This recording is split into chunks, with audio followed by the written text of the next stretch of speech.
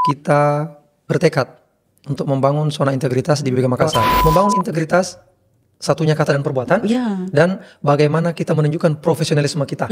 Contohnya tamunya ini pejabat, nah kita lebih mengutamakan dia. Ini kayaknya orang biasa. Sekedarnya saja. Bagaimana kita mempertahankan ya, idealisme dan profesionalisme, walaupun mungkin arusnya kencang, tapi tetap bisa kita pertahankan. Dua kalimat ya, saja mungkin Bu Santi. Integritasmu menunjukkan kualitasmu.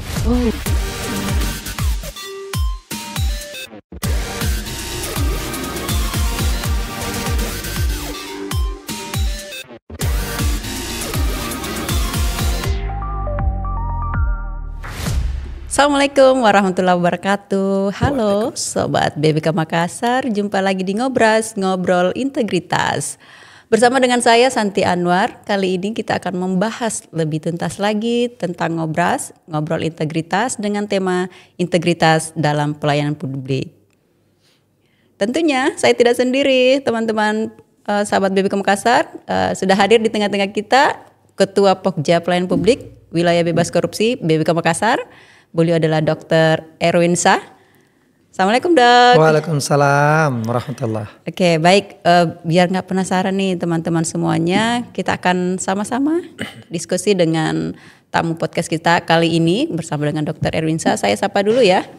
Gimana kabarnya hari ini Dok? Ya, alhamdulillah, terima kasih Bu Santi. Senang bisa bergabung di acara Ngobras ini. Ini salah satu kegiatan yang sangat-sangat memberikan manfaat ya buat BPK Makassar, dan acara Ngobras ini mungkin baru satu-satunya ya di BPK Kemenkes, jadi suatu kebanggaan dan kebahagiaan bisa bergabung bersama Bu Santi. Saya ucapkan terima kasih juga Dok sudah bersedia hadir. Meskipun di tengah kesibukannya ya, sudah berapa kali mau tag nih, baru kali ini bisa berhasil nih ngambil tagnya dengan Dr. Erik ya. Siap. Boleh saya panggil Dr. Erik saja biar lebih dekat dan biar lebih enak diskusinya, nyaman. Gimana? Oke, siap. Terima kasih Bu Santi. Baik, terima kasih Dok sudah bersedia dengan hadir bersama kita di sini ya. Untuk tema kita kali ini tentang integritas dalam pelayanan publik. Ya, sebelum masuk lebih dalam nih Dok, saya mau tanya nih, bisa ceritakan sedikit bagaimana perjalanan Dr. Erik selaku Ketua Pokja Pelayanan Publik sampai bisa menjadi diberi amanah nih ya, menjadi Ketua Pokja, di samping tentunya kan ada kesibukan lain ya, diberikan amanah. Boleh ceritakan sedikit dulu Dok? Iya, terima kasih Bu Santi. Jadi seperti kita ketahui, mungkin di ngobras-ngobras sebelumnya Bu Santi telah menjelaskan bahwa di tahun 2021 BPK Makassar sudah mencanangkan ya zona integritas kita. Artinya apa?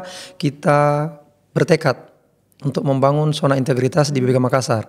Salah satu poin penting di zona integritas itu adalah memberikan pelayanan publik. Oke, nah alhamdulillah kita di BPK Makassar sudah membentuk Pokja dalam rangka pembangunan zona integritas menuju zona wilayah bebas dari korupsi. Bukan bebas berkorupsi ya, bebas dari korupsi. Nah, Kepala BPK waktu itu membentuk 6 Pokja Bu Santi. Nah, salah satunya saya diberikan amanah seperti Bu Santi bilang tadi untuk menghandle, menjalankan amanah pimpinan terkait bagaimana pelayanan publik di BPK Makassar untuk menunjang zona integritas ini. Amanah itu sudah kurang lebih 2 tahun kita jalankan bersama Bu Santi. Alhamdulillah, semoga nanti bisa berkelanjutan dan betul-betul tidak hanya di atas kertas. Kita bisa laksanakan betul di nyata. Seperti itu Bu Santi. Keren sekali. Nah, kalau kita bisa bicara tentang soal integritas nih Dok, seringkali integritas itu dianggap hal yang sangat berat dan sangat besar. Nah, menurut Dr. Erik, sebenarnya apa sih yang dimaksud dengan integritas? Tapi ini dikaitkan dengan konteks pelayanan publik ya Dok, kira-kira?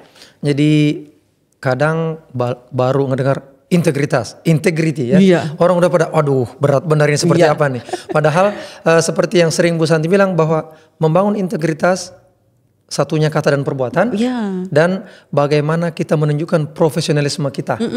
Nah, dan satu, aturan ditegakkan, lakukan profesionalisme sebaik mungkin. Salah satunya di bidang pelayanan. Kita seperti Bu Santi bilang tadi, BPK Makassar salah satu bentuk balai pelatihan yang selalu bersentuhan dengan pelanggan, terutama masyarakat. Nah, kita harus memberikan menunjukkan bahwa kita sudah membangun zona integritas dengan apa? Memberikan pelayanan sebaik-baiknya. Salah satunya adalah profesionalisme dan ini kata kunci yang sering disebutkan oleh pimpinan, pelayanan prima. Seperti itu. Pelayanan prima.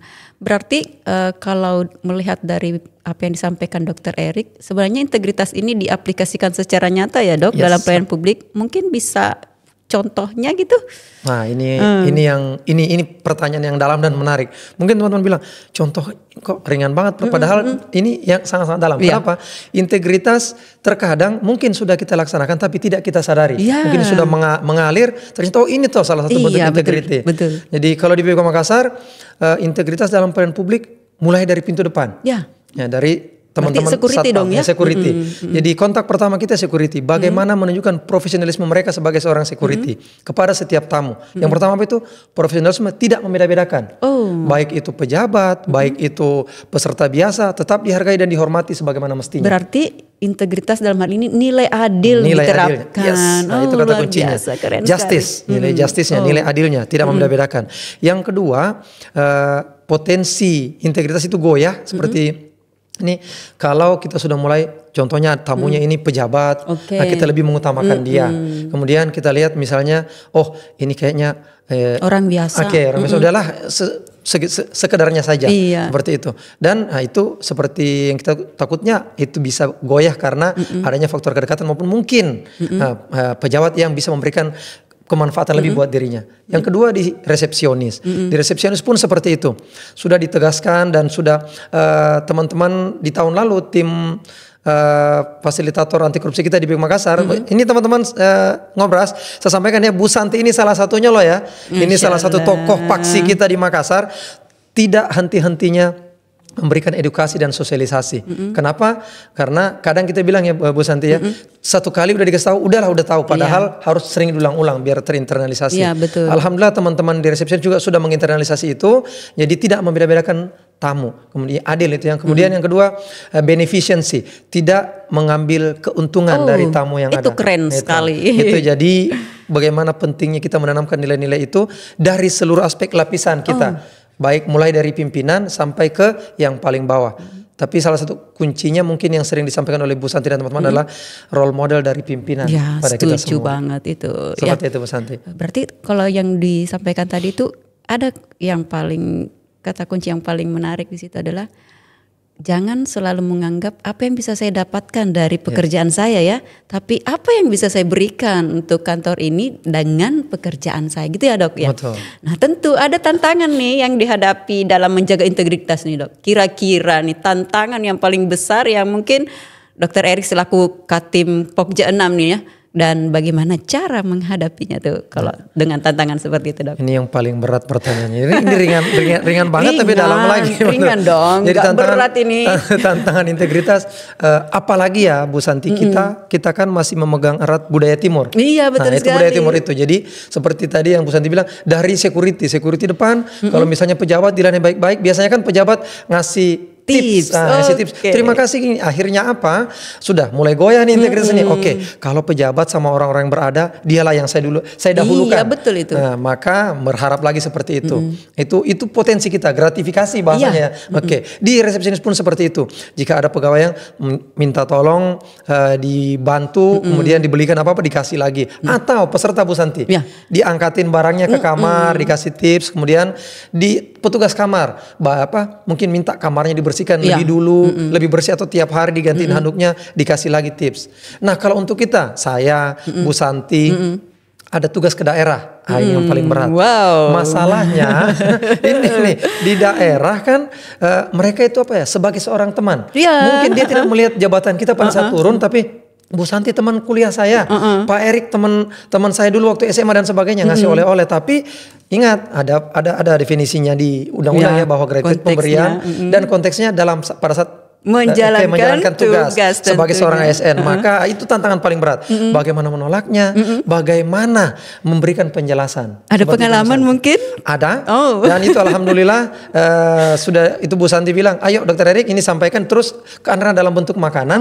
Maka itu arahan dari teman-teman UPG, unit pengendalian. Teman-teman sekalian juga kami sampaikan di kantor kami ada namanya UPG, unit pengendalian gratifikasi, dan insya Allah salah satu pionirnya adalah Bu Santi. Masya Allah. Nah, seperti itu. Jadi Bu Santi juga sering pernah nerima, saya juga dari alhamdulillahnya arahannya kalau makanan basah yang cepat basi kita bagikan ke panti asuhan sehingga tetap bernilai ibadah. Seperti itu Bu Santi. Nah, sepertinya ini gambaran lebih nyata lagi nih kepada pendengar Ngobras ini. Tadi sudah ada contoh-contoh konkretnya ya Dok, di mana integritas pelayan publik diuji, kemudian bagaimana Dokter Erik mempertahankannya itu dengan cara kalau misalnya tidak bisa dan harus diterima ya tentu dilaporkan dulu kan ke UPG, kemudian kalau bentuk makanan berarti diserahkan ke panti asuhan gitu.